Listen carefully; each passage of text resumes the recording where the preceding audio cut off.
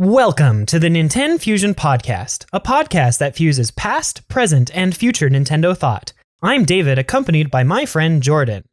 Now, Jordan, where was the dolphin taken to at the beginning of Pikmin 3? Or Pikmin 2? At the beginning of Pikmin 2? The scrapyard. The scrapyard? Okay. No, the correct answer is the Valley of Repose. Oh, no. Because it was repossessed! That was good. That was a pretty good one. Anyway, welcome to our podcast. It is the third Pikmin episode in a row. Hooray! Yeah, we're skipping Pikmin 3 and going straight to Pikmin 4. Yeah, which is okay. Pikmin 3 is still really fun, and maybe one day we'll do an episode about it. But I didn't finish Pikmin 3 before Pikmin 4 came out. I actually started it and got through a couple of the levels and was reminded how much fun it is, even if it's not very long.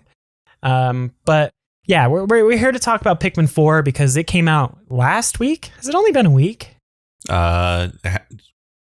Wow. As of tomorrow, it'll be a whole week. That's kind of insane. And I have played so much Pikmin. As a little spoiler discussion here, we're not going to be talking about anything post credits except for like quantity of content and how it kind of compares to some of the post game stuff. So don't worry about any sort of story spoilers or even really like some of the content that you'll come across after the credits. Well, yeah. So like, I don't think people care too much about Pikmin's story. Well, of course they don't. If they care about Pikmin's story, I feel like they would have like already blitzed through the game at this point.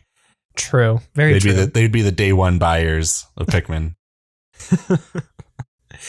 And it's not like Pikmin's a very long game. No, it's not. Unless you're 100%ing it and getting platinum on every challenge. Then it can take a little while. But with that kind of out of the way, I guess we can just go ahead and get kind of started on a review. We decided that we were going to talk first about graphics because that is one of the strongest parts of this game. Am I right? Yeah. Well, it's a Pikmin game, so like Nintendo always puts their best effort in graphics for some reason. Pikmin is the game that has to look the prettiest on Nintendo hardware. And it's kind of amazing how good it looks. I mean, it has a lot of actors and a lot of objects that have to be rendered at all times. So, you know, the Switch is doing some pretty good work there. The worlds are smaller than a gigantic open world like Zelda, but it's still really beautiful. I feel like this is the largest the Pikmin worlds have been. Am I wrong in that? I think that's true. They're definitely bigger than 1 and 2, but I don't remember if 3. 3 had a couple of large worlds, but you also have to remember that Pikmin 3 had screen transitions. Yeah, and for some those of were the awful. areas. For a real-time strategy game, screen transitions, you don't want them at all. Speaking of screen transitions, whenever you enter like a tunnel or something in this game, like you cannot switch to the opposite character, and it drives me crazy, but that's for later. Yeah. But the worlds are definitely the largest if you include what can be on screen at a single time. Even with the screen transitions, though, I still think the average world size in Pikmin 4 is larger than Pikmin 3. Yeah, and there are definitely more treasures in each of the areas overworlds than there were in Pikmin 3. And I think a big reason why they were able to go so large was because they added the ability to move your base. I don't think that was in Pikmin 3. No, it definitely was not. This is the first game with moving bases. So if the worlds were larger in Pikmin 3, it would be really painful because it can take some time to get Pikmin across the map. Especially from some of the big boss rooms. Like going to the boss rooms and then having them carry everything back. Like I've run out of time in Pikmin 3 because they were still transporting the big story item from the boss arena back. And I'm like, I've loaded you up with all sorts of Pikmin. Why is this taking so long? But yeah, I think the worlds are really nice and large and very pretty. So I'm not entirely sure if it was a good idea to make the world super large. It kind of runs into the same issue that like 3D platformers have. I feel like you want with this kind of game to have more like condensed worlds that are like more populated, because there were times in Pikmin 4 where it felt pretty empty because of how like spread out enemies and like sites of interest are. Yeah. Well, and one of the things that kind of bugs me is enemies don't respawn for like 5 whole days after you kill them in a world. Yeah, I noticed that. You can go in and just like in one day, just kind of like blitz 1 or 2 days, just blitz through the overworld, just killing everything and clearing all the paths, and then like collecting the treasure the next day, and then the next day do all the caves. Yeah, that's kind of how it goes. And that also makes it kind of hard to really build up your Pikmin numbers at times, especially when you get a new onion color. When you're trying to find more enemy corpses to send back to your base instead of just the random pellets that are spread in not very many locations. Like, I swear the pellets are only really around the bases. Did you notice that? Yeah, they are. I'm pretty sure. Yeah, I thought that was kind of weird. Pikmin 1 had them everywhere, and so did Pikmin 2. So, in Pikmin 4's defense, though, at the start of every day, they do have a bunch of pellets in the base camp. Yeah, that's true. Plus, you can, at the base camp. That's what you were talking about. I was about to say, yeah, around the big ship. Yeah, no, that's the base camp. Also, like your max Pikmin count for the majority of the game is also lower than previous entries. So, like, that's true. It's not as needed. But like, if this is your first Pikmin game and you're losing Pikmin more often than someone like you or me, I imagine it would be pretty difficult to ramp that population back up, because once I hit like 50 Pikmin, I kind of stopped caring about dragging corpses back. It's like, honestly, me too. Because it's like, I'm already at max. Like, what does it matter? Yeah, I really don't carry corpses back unless I get like a new onion or something. Like when I got the ice Pikmin onion finally, after, because that's in the 4th world, I was like, okay, I guess now I can start carrying all of the corpses back and just completely fill up my ice Pikmin, because by that point I already had like over 200 of the 3 base colors. Yeah, I don't think I'm even at 200 for most of them. Like, yeah, I just kind of stopped when I hit 100. Like, when am I going to blow through that many Pikmin? I guess maybe in the post-game stuff, which I haven't gotten to yet. But maybe I am just woefully unprepared for what's coming after the credits. Yeah, you'll have to see, and I'm not going to spoil that. But I will say, though, that the first 3 worlds are definitely designed around having the lower Pikmin count, which I think is nice. But I will say that the game breaks open if you are clearing each of the worlds 100% as you go, because then you get all the Farlicks and you're just like, oh, I have way more Pikmin than this cave expected me to have in the 4th world or something like that. You're like, oh, guess I'm killing everything. I guess a fun challenge would be to like try and beat the game with as few Farlicks as possible. Yeah, just a minimalist run where you just don't upgrade your Pikmin count at all. So you start with just the base 20. I'm trying to think, are there any places where you're required to have more than 20? Well, anything with treasure, that's true, but you don't need all treasures in order to go to the next world. And eventually you'll get 20 purples. So not true. Very true. So even that doesn't matter. If there's anything that's required in the water with more than 20 Pikmin, that would be a big breaking point. Anything that requires more than 20 yellow Pikmin, that's something like really high or whatever. But other than that, I can't think of anything that would really prevent you. It's just a matter of like, where can you get the purples? Yeah. So I guess I think you can definitely clear the game, like get to the end credits with only 20 Pikmin, but 100%ing it I don't think is possible. Though I'd have to look and see. Maybe the speedrunners are already thinking about making a category for 20 Pikmin runs, just to like max percent 20 Pikmin only or something like that. But anyway, I think that a lot of the puzzles are definitely built around those low numbers of Pikmin. I also noticed that many of the treasures do not require that many Pikmin to carry back to base. Have you noticed that? Yeah. It usually just around 20 or so is max. Yeah. There's a few that like they very clearly intended you to have purple Pikmin for them. I'm thinking of like the watermelon in the 3rd world, but right. There is that one. Or like Otachi getting its maximum carry capacity or something, the dog. Yeah. What do you think of the dog upgrades? Or the dog in general? Okay, so the dog in general, like, I don't hate it, but he's also the reason why it's so hard for me to like really like this game as much. I miss having full-fledged captains accompany me. I feel like the dog makes fighting way too easy because you can just charge into something to stun them and deal damage and launch all of your Pikmin on them at once. So I think that that's a little broken. And there are definitely times where I've challenged myself, and I honestly want to challenge myself on another playthrough to not use the dog as much. I think that too many of its upgrades are way too powerful. Like being able to dig incredibly fast is broken when you can just use yellow Pikmin. I think he deals way too much damage, and I'm honestly not a huge fan of how he can carry like 100 Pikmin worth of things after you upgrade him all the way. I really don't like that Pikmin can ride him. It makes water meaningless. Yeah, he makes water meaningless. He also makes it so like straggling Pikmin don't die. Like maneuvering around hazards and all that. It's just really easy to just like bypass enemies. Yeah, hop on. Oh, and then when you power up his charge enough, he can like plow through some enemies in a single hit. They just die instantly. If it weren't for like the like required sections that were the areas that require the dog, I would never use the dog. I would just hit the go home button and then he could just sit on base. Like, yeah, a lot of the things that I use him for are multitasking as well.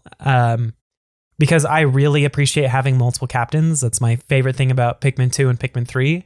At least from a gameplay standpoint. And it's just weird that he's like a hybrid captain plus Pikmin plus more powerful Pikmin. It's so weird. Yeah. My big issue with using him as the second captain is that he controls differently enough from the main captain that just bothers me switching back and forth. I just don't want to use him for that. Yeah, you can't use the charge button with him, like to just send a single color of Pikmin out. Yeah. You have to throw them or do a full like ram into something charge. Yeah. And I don't like how they all jump on top of him, even when it's just him. Well, and on top of that, because there are areas that like require the dog, it's really painful to kind of split up the party. Like this game is very clearly not designed to do multitasking in that way. Well, and it's definitely not designed for multitasking. And this is kind of going into a little bit of a control scheme here. But like, I am so torn between the auto lock feature. The auto lock feature is fine, but I think it's too aggressive. But the thing that bugs me the most when it comes to that multitasking, like you said, is that the game stops you from throwing Pikmin once you hit the number that are supposed to be working on something. Yeah. Like if it's 7 that carries something, you throw 7 and the game freezes you and you cannot throw another Pikmin. It's like, I would get it if it was a shorter pause and then it lets me go just so that I have like a little bit of feedback to be like, oh, I've hit the number. That's a good point. I only want to send that number so that I can multitask or get platinum on time trial challenges or whatever. But the fact that I'm like mashing the button because I want to get like 14 on this 7 so they carry it back twice as fast. And the game is just like, no, sorry, you can't. And I have to like move my whole cursor all the way away from it and then gently ease it back over so I'm not quite hitting it to throw the Pikmin right next to it. It drives me crazy. Oh, yeah, it drives me insane as well. I feel like even I don't even want a small pause. I feel like a better approach would have been just to have like a jingle or something, a sound effect that you've hit max so that you don't have to do the like counting in your head. Yeah. Yeah, but I count like the sounds of the Pikmin being thrown. Like when I'm mashing the A button, I hear the doo doo doo doo doo doo doo or whatever sounds they make. I'm like, oh yeah, okay, that was 7. And like, since with all my years of playing Pikmin 1 and 2, I do the counting as well. Yeah, exactly. I got really good at that with the Pikmin 2 and 3 challenges, you know, trying to get things done quickly. Yeah, I feel like I really wish there were some options so that you can, one, turn off the like auto stop, but I really hate the auto lock. Like it, honestly, I have not hated a control idea from Nintendo so much since Star Fox Zero. Like it, every time like it gets to the point where I feel like I'm having fun at this game, something really stupid comes up from the auto lock that just like pushes me back down to just like being not miserable, but really frustrated. Like this is a game where I've had to like put it down and walk away just because of how frustrated it's made me. And it's not frustration because of difficulty, because it's not difficult by any means yet. It's just frustration with the controls. The main way like I interact with the game just really, really bothers me. Well, and it's especially annoying when you're fighting multiple enemies at a time. Yeah. Like, I like that you can lock onto things. They had that in Pikmin 3. I liked that I could actually Z-target, essentially, like in Zelda. That made it easy for me to be like, oh, I'm focusing on this enemy, go, go, go. But I want to be able to let go of the button so I have more free control, that I can move my camera around, that I can adjust my cursor. Because when you are being swarmed by a horde of Bulborbs and you are locked onto a single one of them, like I need to hit all 10 of these that are nearby me so that they actually die immediately. This has happened multiple times for me in the night missions where I'm being swarmed by several enemies at once. And I'm like, okay, I guess I just have to press the charge button and hope my Pikmin don't get eaten. You know, like I've lost so many glow Pikmin simply because I do not have the control over choosing which enemy I want to fight without mashing like the ZR lock-on button for it to force it to switch. Yeah, the auto lock takes away a lot of the depth of combat in Pikmin. Yep, definitely. I wish it was a Z targeting system where you could just like when you press the button, then it just locks onto the nearest thing, and then you can press it again instead of just always being active. Some of my auto targeting horror stories. There was one where I had a bunch of like ice Pikmin trying to move a treasure like back to base, right? Yeah. And there's a pond in the way, so they can't move forward with the treasure. Like, okay, I'm supposed to use the ice Pikmin to freeze the pond and then like move my Pikmin over to the treasure and have them move over. But I couldn't target the pond because the treasure was higher priority for the auto targeting. And it would not let me throw my Pikmin at the water. Yeah, I've had a lot of issues with like throwing into water. I've had issues throwing things to like dig them up or whatever, like nearby. Yeah, I don't understand why there isn't an option to turn that off. Yeah, and then like they prioritize treasure over fighting monsters. Yeah, so then a lot of your Pikmin die for no reason because they're just like walking over like, hey, I'm going to pick up this treasure.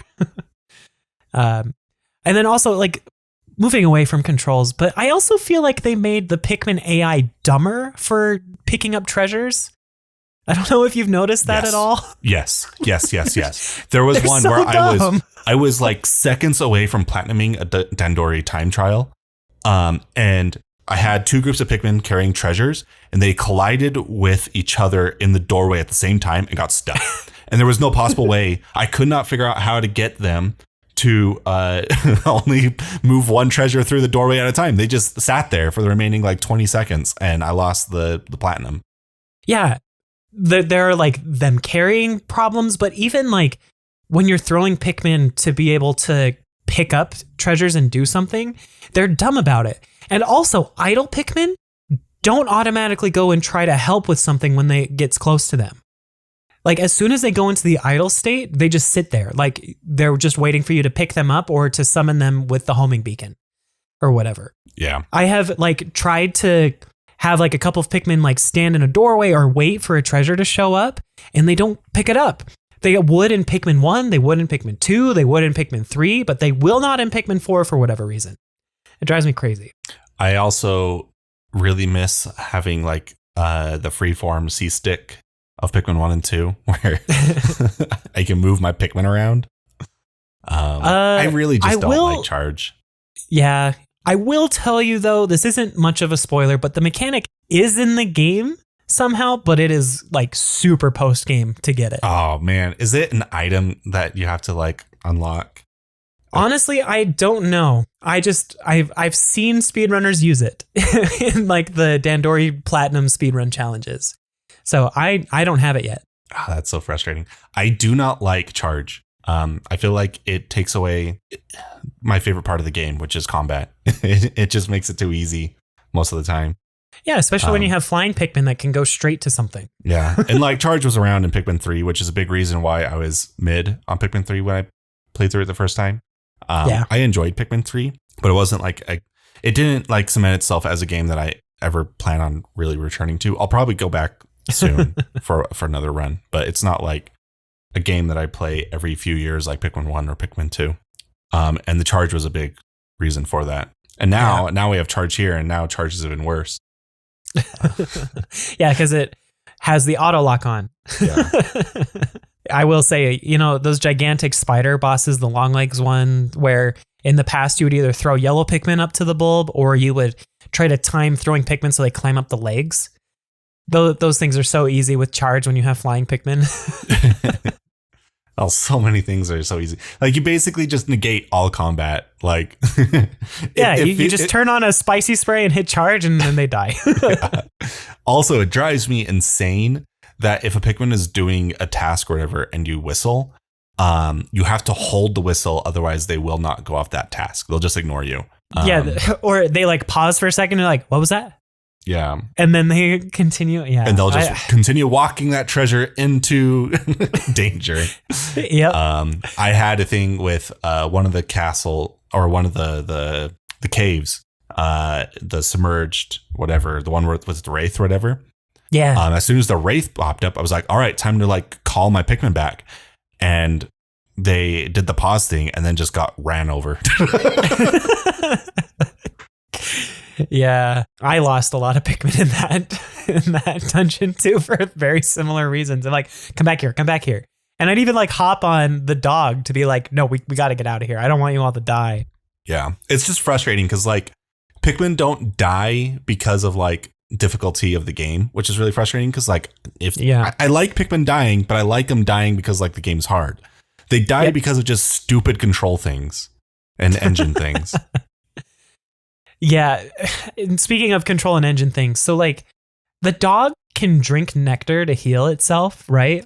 Mm-hmm. And there's a cave where you fight one of the, is her name the Empress Bulblax? The giant worm Bulborb. Mm-hmm.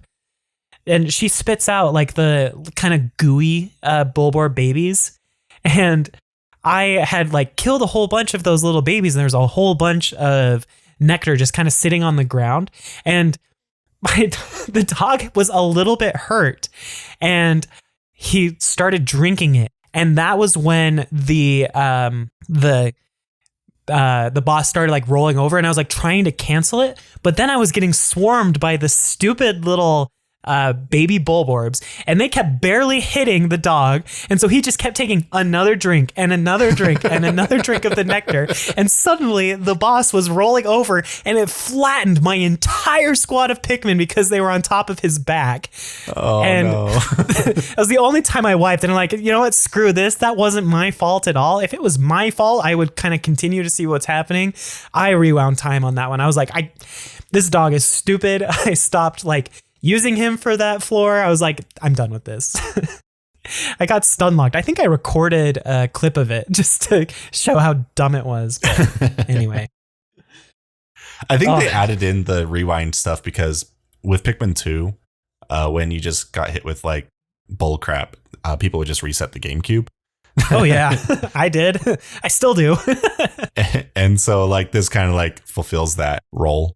And it's totally optional. Yeah. So and I feel like it's fine here too, because the Switch doesn't have a reset button. It's a lot more painful to like go out of the game and go back in the Switch than it is on the GameCube. And it basically resets you to like an autosave. Yeah. And the nice thing about it is it's entirely optional. I wish the rest of the problems were optional. I really don't get why the only control option is to turn off motion controls, which the way that they've done motion controls is kind of nice. It's only really useful for like speedrunning so that you can actually gather Pikmin that are too far away from your screen. But it's fine enough. I wish they had the ability for full pointer controls like the Pikmin 3 and the Wii versions of Pikmin 1 and 2. But this is a game where I really wish it wasn't on the Switch. I wish it was on PC. Yeah. So that way the fans can fix all the dumb decisions Nintendo made. I know. Because like the main core of the game is good. Yeah, I think this game is incredibly fun. I think it's beautiful. I'm so happy they brought back so many different enemy types. I'm so happy that we have caves, that we have fun overworlds to explore. All of the Pikmin colors are back in the main story mode, plus some additional ones. But the controls just make it so obnoxious. Yeah. Like I said, I the only reason why I haven't beaten the game yet is because I do have to like just step away from the game sometimes and just like scream into a pillow at just how bad the controls are. Well, and the way that I'm playing the game is I feel like I'm kind of a speedrunner / challenge runner, where I'm like, I'm just going to finish the game so that I can get 100%, and then I'll go back and play with like a more limited set. Like, I'm not really restricting myself to, low death counts or not using the dog for this first run through. I just kind of want to finish it to see what the game has to offer, because then I want to do what I've done with like all of my subsequent playthroughs of Pikmin 1 and Pikmin 3, where I really try to like optimize my days and get things done as quickly as possible. Like, Pikmin, oddly enough, is like one of the games that I'm super tempted to learn speedrun strategies for, more than like any other Nintendo game I've played. And so that's how I'm getting through it, where I'm just like, okay, I'll deal with the bull crap and just be done with it, so then I can really work on those platinum challenges and other things that I want to do later. And that's why I'm plowing through it. Yeah. It's all just controls. It's just controls. And yep. I would say I would like a higher density of enemies. Those are my two big complaints. Yep. I think the higher density of enemies would solve the difficulty problem, because I don't think this game is quite hard enough. Yeah. When it comes to enemy battles. Like, if they had balanced the enemies, like especially the bosses, around like the charge mechanic and some of the other upgrades that you can actually get in the game, I think it would be way more fun. Like, it feels like some of the late game bosses are still designed around you not having a ton of health or a lot of Pikmin.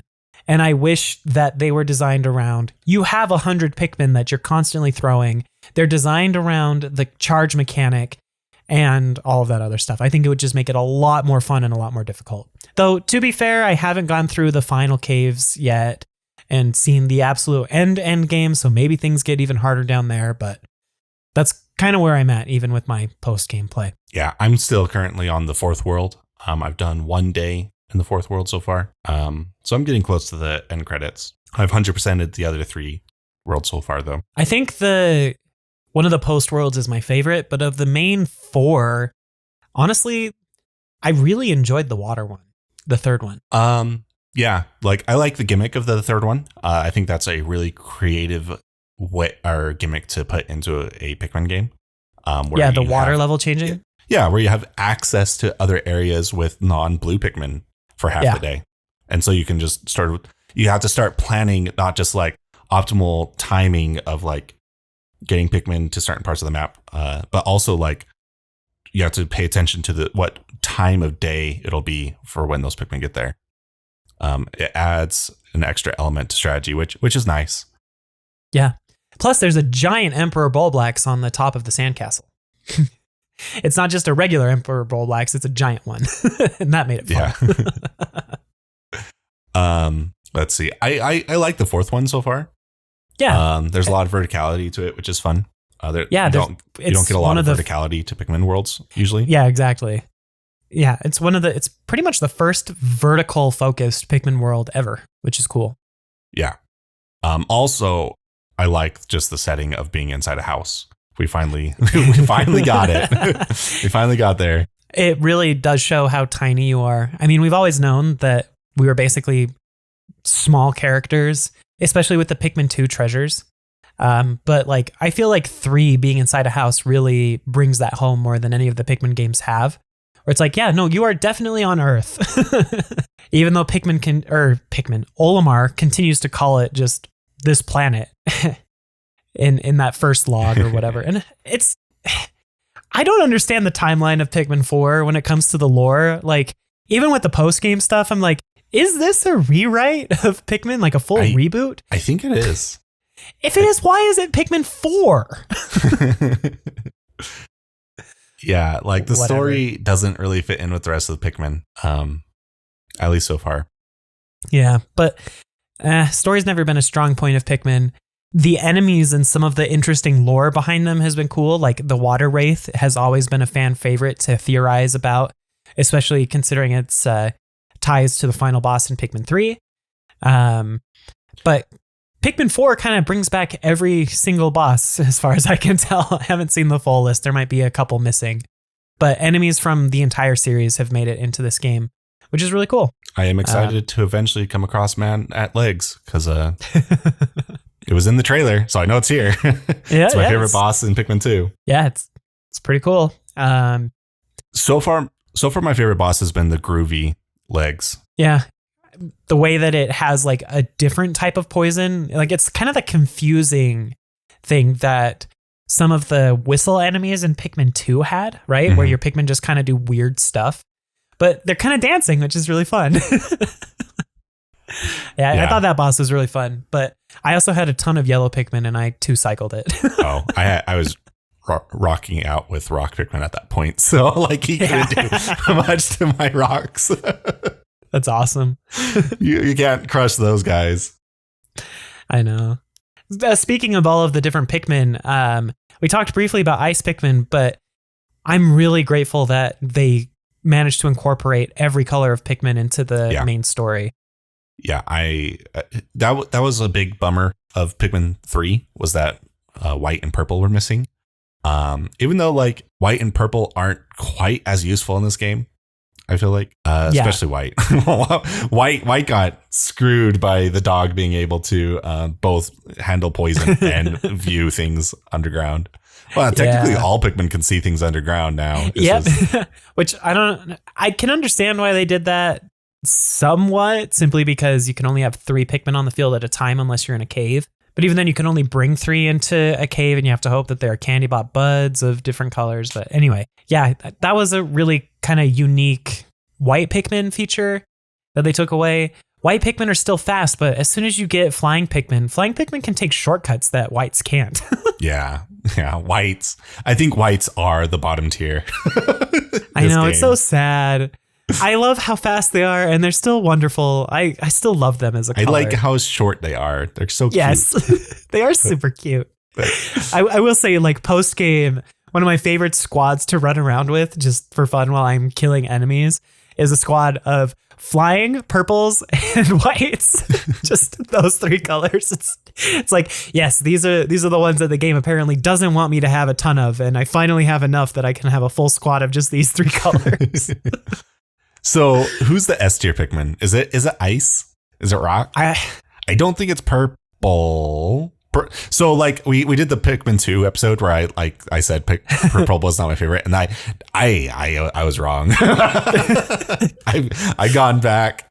That was I wasn't aware of how broken Pikmin 2 or purple Pikmin are in Pikmin 2. The stun locking is what makes them ridiculous. They're absolutely busted in Pikmin 2. I don't know if that's present in this game. Is it? The stun lock, it stuns them slightly, but it's not nearly as powerful as the stun that the dog gets when it upgrades its charge. And it's not nearly as long as the stun lock in Pikmin 2 either. Yeah. So they got nerfed that way. Now you have the charge with the ice Pikmin, and then they freeze the enemy. Yeah. And then they can't move, and your Pikmin can kill them. Plus, you also have rock Pikmin that deal high impact damage, like purples used to do when they stomped on things. I'm not sure what the numbers are, but I feel like rock Pikmin almost do more impact damage than purples do. Yeah, because purples latch on and can attack like regular Pikmin can. That's what it feels like. So like purples do the most latch on damage I've seen, but like impact damage, rocks seem to be the best. And the nice thing about rocks is they can't get skewered or flattened. So they're a really good defensive Pikmin too. Except they have the saddest death sound when they get eaten. Oh no.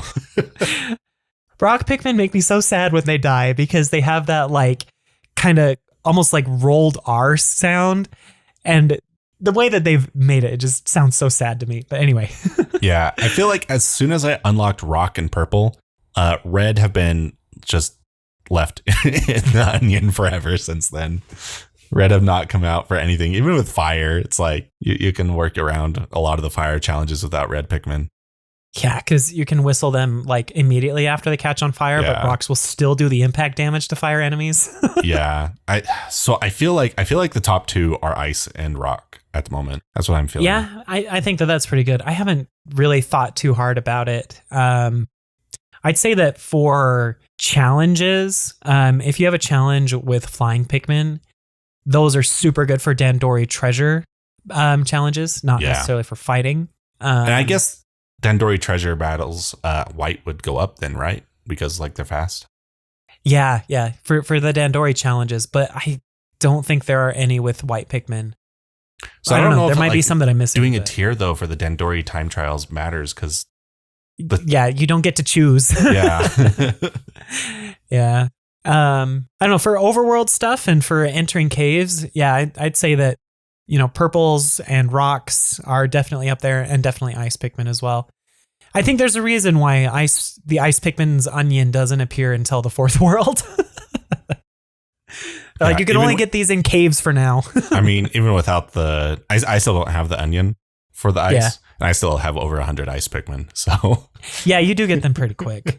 You get them pretty easily, and they are just busted. At least so far. Maybe I'm horrendously wrong, like I was in purple in Pikmin 2. I have been playing Pikmin for like 20 years. So yeah, the fact that I missed purple, I don't know. I associate it more of Pikmin is a series that I play a lot of, but don't like engage with the community much on. Yeah, I'm the same way. The only engagement I do with with any of the community is like watching speedrun VODs. It's like, oh, this is cool. Like Pikmin 2, 100% all treasures is a ridiculous speedrun to watch.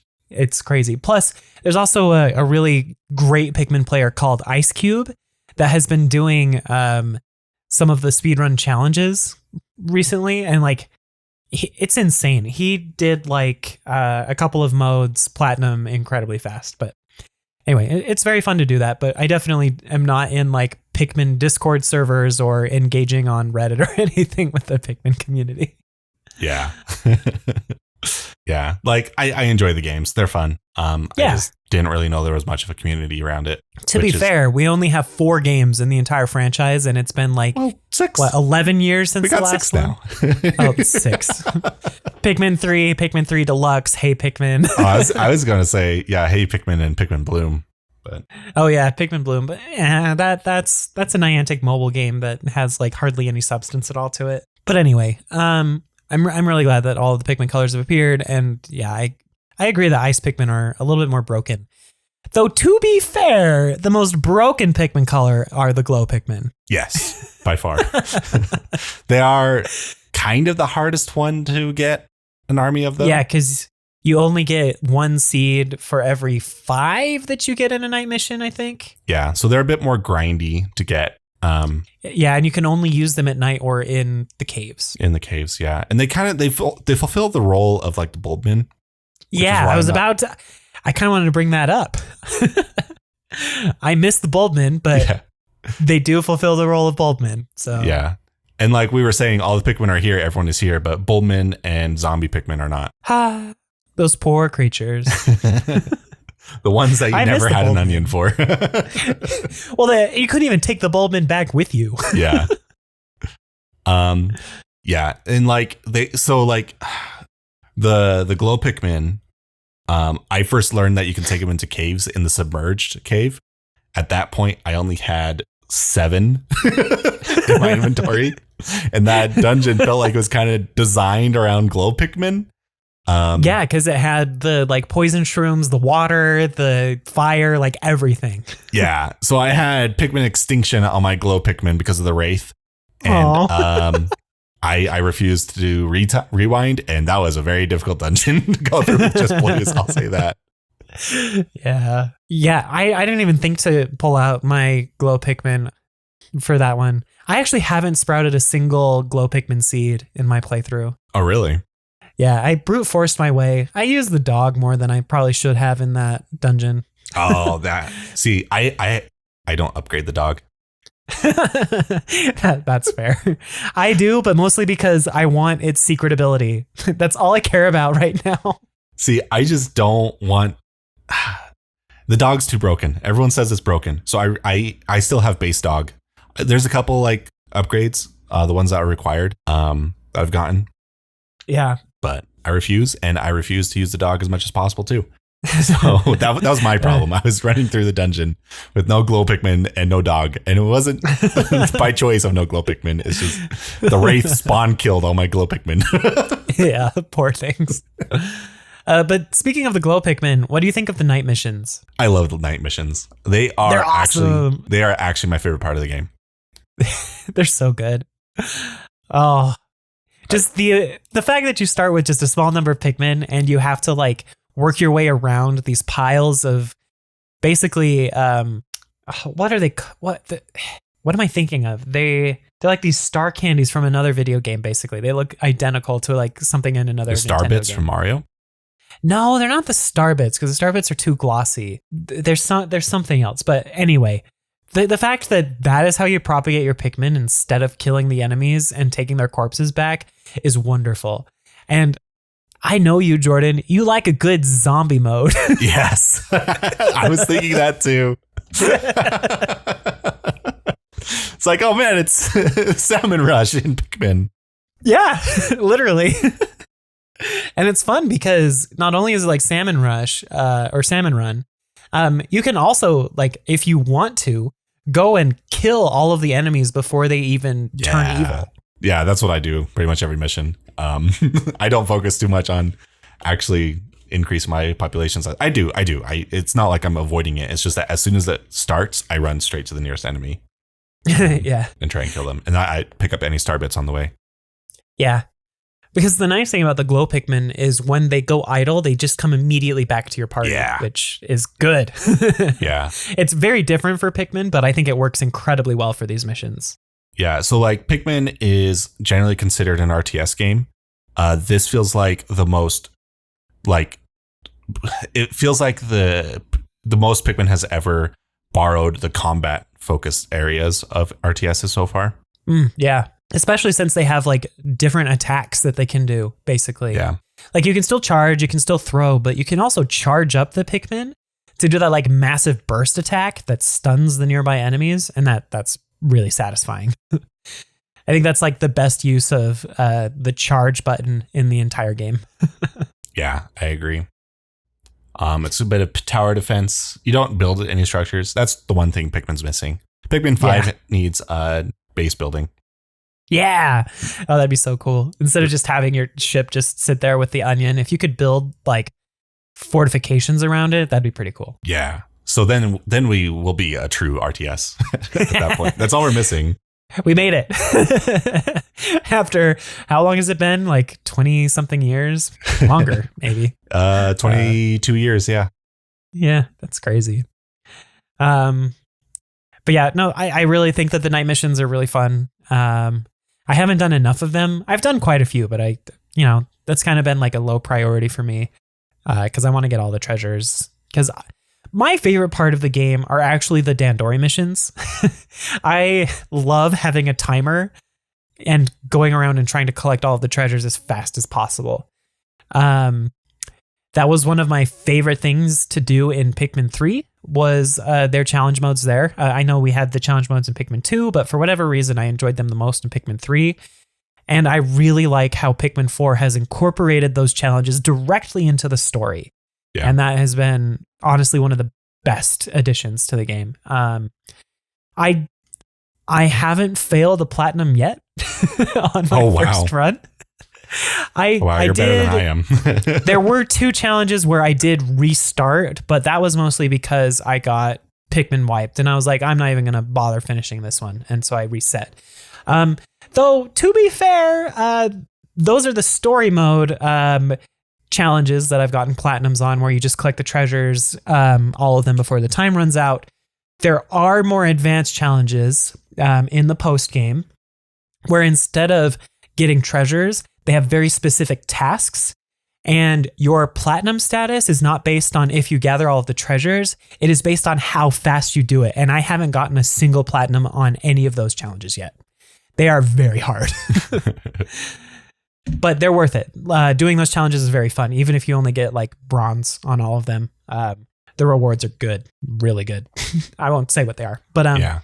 I enjoy the Dandori time trials. I am not a huge fan of the Dandori battles. Yeah, the AI is kind of dumb, so I think it's too easy because you get platinum on those just for having 100 points more, and I'm like, that is not very hard to do.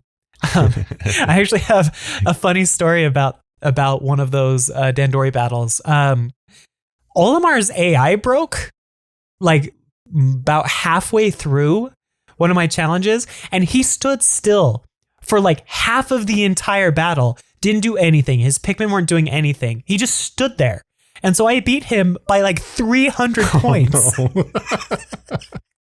I was like, sure, I'll take the free win. That's a cool bonus, but I do agree with you. They're fine, but I think they'd be more fun with like friends, you know, because they have that option.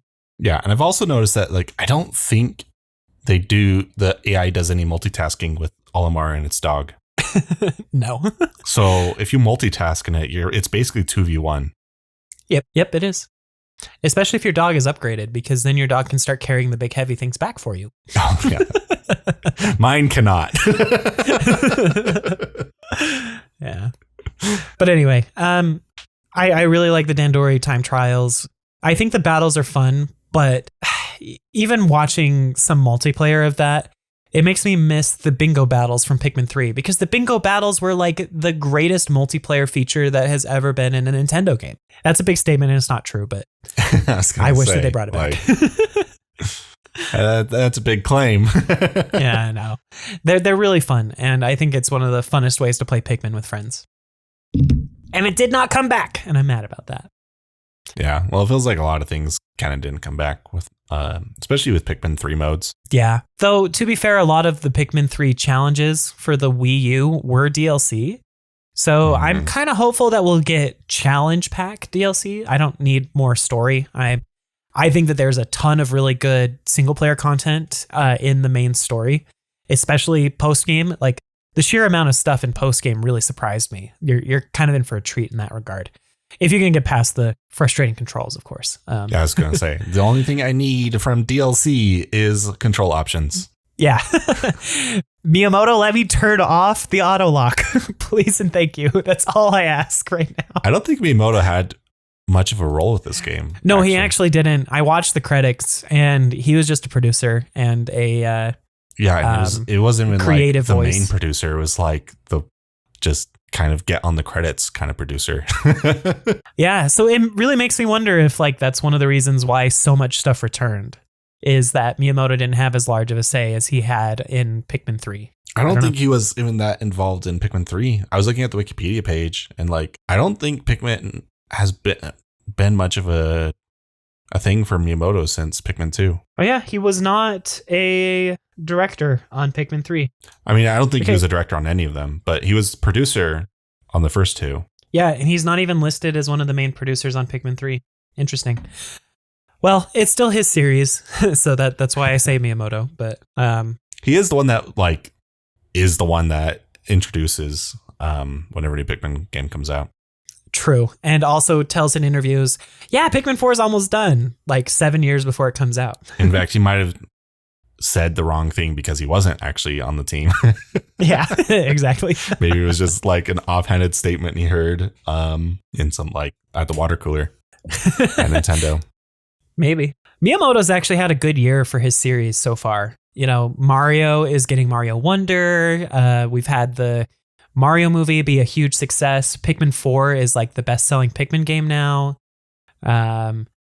I think he's having a good year. I hope that Star Fox gets some really good love. I love how you glossed over Zelda there. Oh yeah, and Zelda. But he hasn't been in charge of Zelda since Ocarina of Time. Yeah, and by in charge I mean like the lead creative guy or whatever it's called. Yeah, he's been pretty hands off with Zelda for decades. I don't think he's involved in Wonder either, though. Like, yeah, but I mean, like series that he's created. You know, like he's had a good series created year. Zelda sold 20 million units or whatever it was in like a month. Pikmin, doing awesome, and Mario Wonder's releasing pretty soon. So those are all like Miyamoto's big things, especially since Miyamoto actually said in an interview like before Pikmin 4 came out, like a week before, that he was really surprised that Pikmin has not been a good seller because the games are fun and he thinks that the Pikmin characters are adorable and really universal. So I'm just glad that Pikmin 4 is seeing some of that success now. Yeah. I mean, I think a big reason why the earlier Pikmins didn't do too well, one, they were on. So, all right. So the big reason why Pikmin hasn't sold very well is because they've always released on the worst selling Nintendo consoles. Let's be real. Or they released on the Wii, but with the new Plus controls. So nobody thought it was an actual Wii game. And those both came out really late into the Wii's life. Yeah. And they didn't advertise at all. Nope. That lineup of games. Nope. Also, Pikmin 1 and Pikmin 2, I remember like on forums back in the 2000s that people who had not played those games, the big reason why they claimed to not play them was because they seemed like really intimidating games. With the timer and managing so many enemies. The timer was a big part. Like people just do not like time-based games generally. Yeah. And I think that's a big reason why like Pikmin over the years has kind of like moved away from the time elements as much as possible. Like they still have like the day cycle, but like it doesn't matter how many days you spend. No. No. Like Pikmin 3, they still had that like, oh, we only have a certain number of days, but every fruit gave you so much juice that you always had a huge buffer and would like not even come close if you were at least getting one fruit a day, which was not hard to do. Yeah. And the reason why Pikmin 3 didn't sell was because it was it wasn't even a launch game. It was a launch year game for the Wii U, and no one bought a Wii U. Yep. I think Deluxe sold better. Everyone who bought a Wii U, it was like later on with Mario Kart. And so by then Pikmin 3 was kind of just an old game that everyone kind of forgot about. Very true. Even though it was still very pretty and I think still a very fun experience on the Wii U. Yeah. But I mean, I enjoy it. My favorite part about Pikmin 3 is the cinematic nature of the bosses.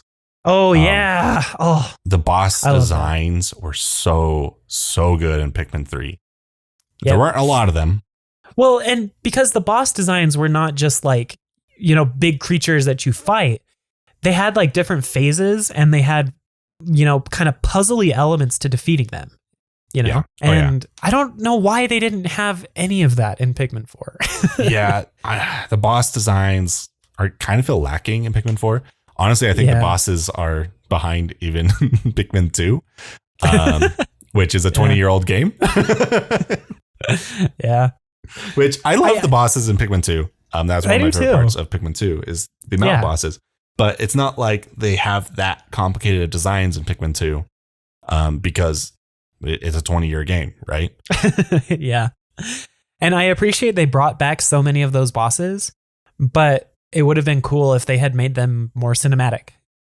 Yeah. So like two of my favorite bosses, specifically from Pikmin 3, are like the sand trap worm thing. Yeah, that one's really good. And then also the big giant like end one where it's kind of like a walking island tortoise thing. Yeah. Yeah. That big wraith, that's a really fun boss. The giant walking island. Yeah, that's in the swamp. The giant walking island. Yeah, I wasn't too high on the wraith, to be honest. Yeah. I thought that it added a really fun challenge to that last level to like build an escape, I thought that was the strongest part about it. But the fight itself was okay. Yeah. But yeah, no, I really like the bosses in Pikmin 3. They were honestly one of my favorite parts of Pikmin 3. Pikmin 2 has some really good enemy and boss designs, I think. Some of the new stuff is cool, and I like the more modern, updated look to a lot of the Pikmin 2 enemies. But I do agree that they definitely could have done a little more to make it more impactful, more cinematic, more exciting, and maybe added, damage caps so that there are multiple phases that are kind of forced on you. Because I think that that's what really made a lot of the bosses more interesting in Pikmin 3 is even if you had like the perfect squad, you aimed your Pikmin perfectly, you couldn't one cycle any of the bosses because it made it feel bigger and like a harder fight. I mean, they had to have the damage caps because of charge. Yeah, exactly.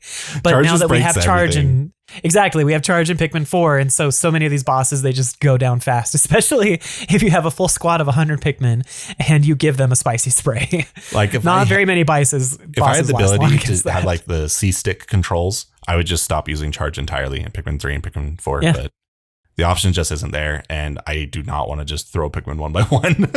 You just got to mash it really fast, Jordan. Get really good at button mashing. And then have it just automatically stop for me.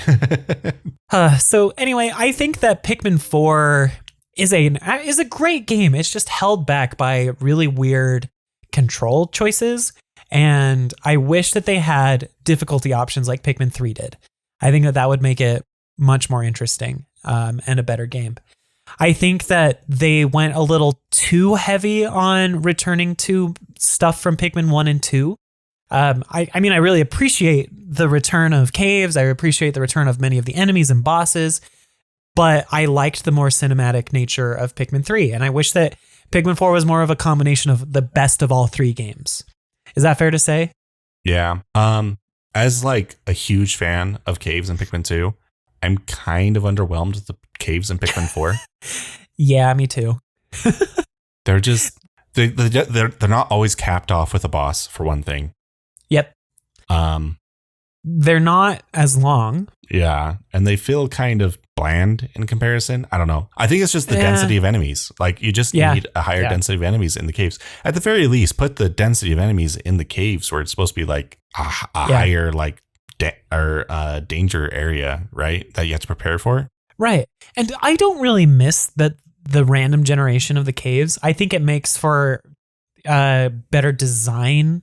Yeah. Like some of the puzzles for getting some of the treasures is actually really fun in the caves, but I really wish that they were maybe a bit longer. You know, they could spread the treasures out across more floors and packed more enemies in.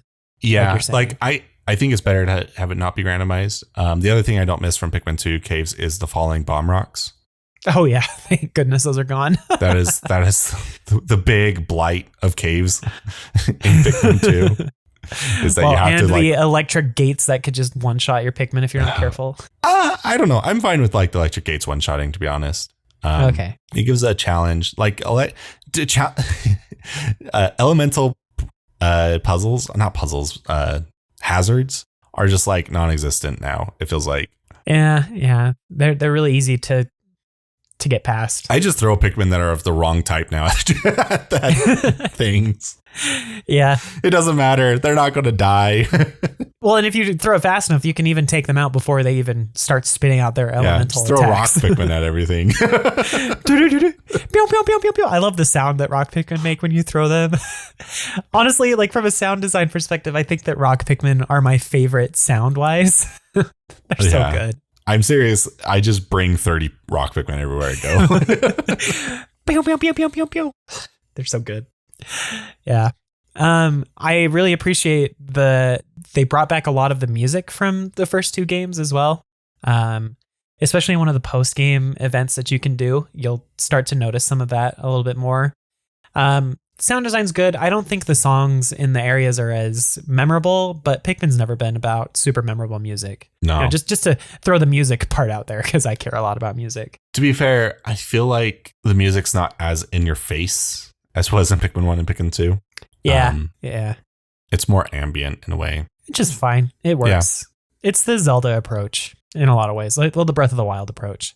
Anyway, in all, to kind of wrap up the review portion of this, after everything that we've said, the game is really good. From a fun standpoint, I've honestly had a lot of fun playing the game, especially as I'm trying to like rush through areas and do things as fast as possible. I think that a lot of the design is really good, but it is just so held back by auto-locking that it's so hard for me to give this game like higher than a 9 or even like an 8.5. Like seriously, that just pulls it down so much for me from being like the perfect experience. Plus the difficulty, the game isn't hard enough for me. I'm glad they made it really approachable, but I wish that there was a harder option for veterans where there are like higher density of enemy spawns, or even enemies take more damage to kill or whatever. So Hopefully some sort of DLC or game update will address some of those issues. But for now, honestly, I'd probably give it an 8.5 out of 10, just because those issues pull it down so hard for me. I might be kinder to the game later on, but at the moment, while I'm still like playing through it, so like the core, like I've said, like the world design and all that stuff, I do love night missions and a lot of the stuff they've added and brought back. There's a lot to love about this game.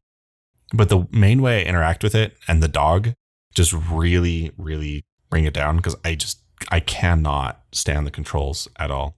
It does feel like this generation's Star Fox Zero for me. Whoa, that's heavy. Yeah. Yeah, because Star Fox Zero was really pretty, and I think it had some really interesting levels, but yeah, the controls were just so bad. Yeah. Like I feel like Nintendo every generation has like that game that's a big disappointment for me, and it's entirely just controls. Yeah. Star Fox Zero being one. Kid Icarus, I love Kid Icarus to death, but the controls are awful. Yeah. Metroid Other M would also be in that category, even though Metroid Other M has a ton of other issues outside of the controls, but the controls are like the number one reason why. Yeah. Other M has problems.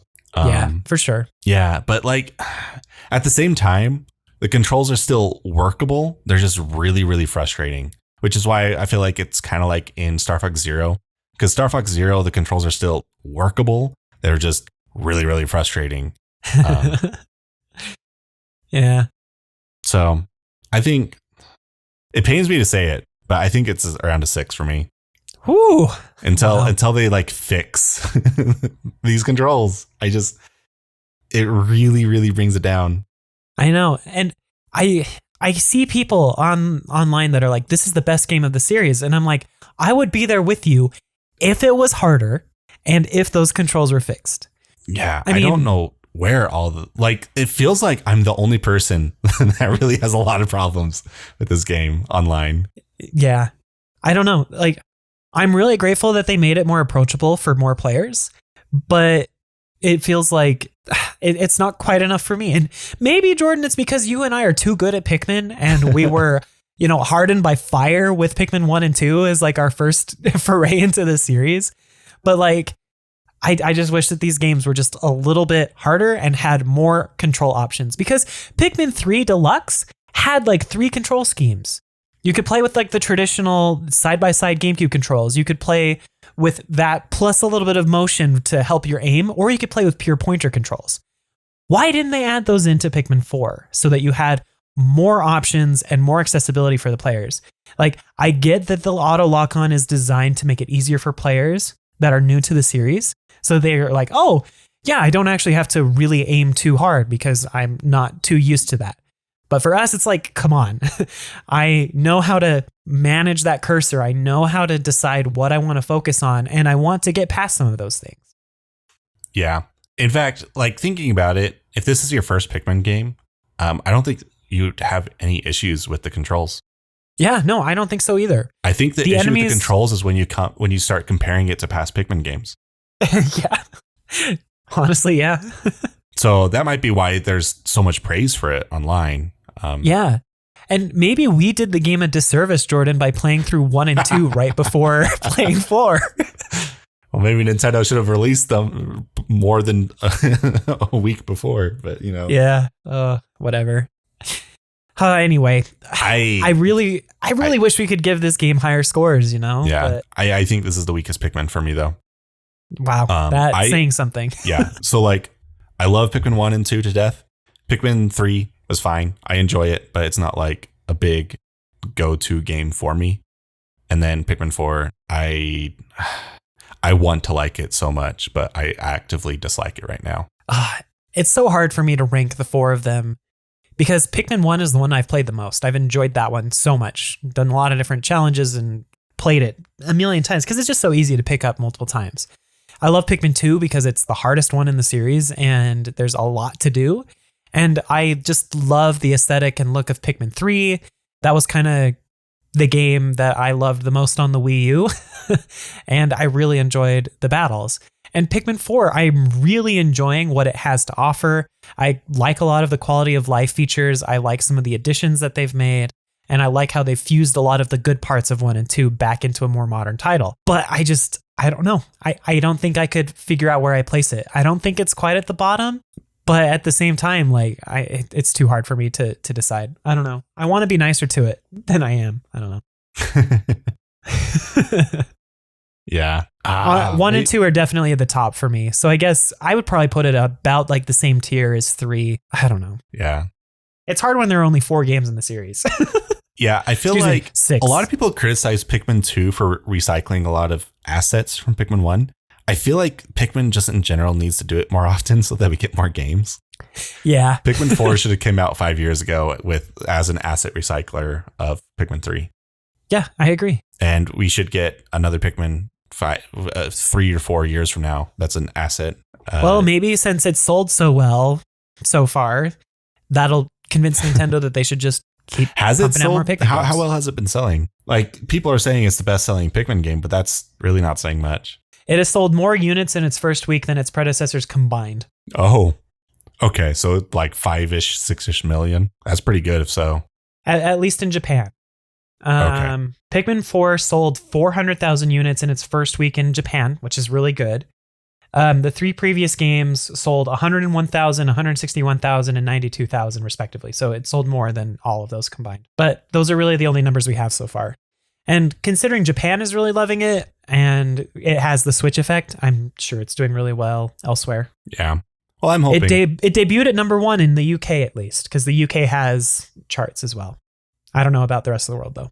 Yeah. I'm hopeful that the game sells well and that we get another Pikmin. And I'm hopeful that they look at all of the criticism online and they fix some of these changes. But maybe we're the only ones criticizing it. That's what I'm worried about. I think we're the only ones criticizing it. I don't think Nintendo's going to hear anything. Anyway, I think it's a good game. It's got a really great core, but there are just some things that just hold it back. That's kind of all I have to say. Do you have anything else? I think I'm good. That was a good summary then, right? Yeah. Good gameplay at the core, held back by controls and weird decisions, but well, anyway, I think we've had a really good time talking about Pikmin. I've at least enjoyed this conversation, and we're really grateful to you, our listener, for joining us for our 3rd Pikmin episode in a row. Your regularly scheduled whatever we decide to talk about Nintendo content will resume next week, probably. So look forward to that.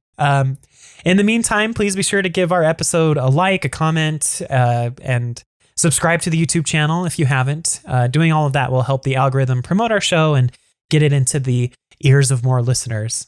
You can also join our Discord server by going to nintenfusion.com/discord. That'll beam you right into our server and you can chat about this stuff with us. You know, you can let us know why Pikmin 4 is the greatest game in the series and why you actually love the controls or something. I don't know. Anyway, thanks again for listening to the NintenFusion podcast, and we'll catch you on the next one. Bye-bye. See ya.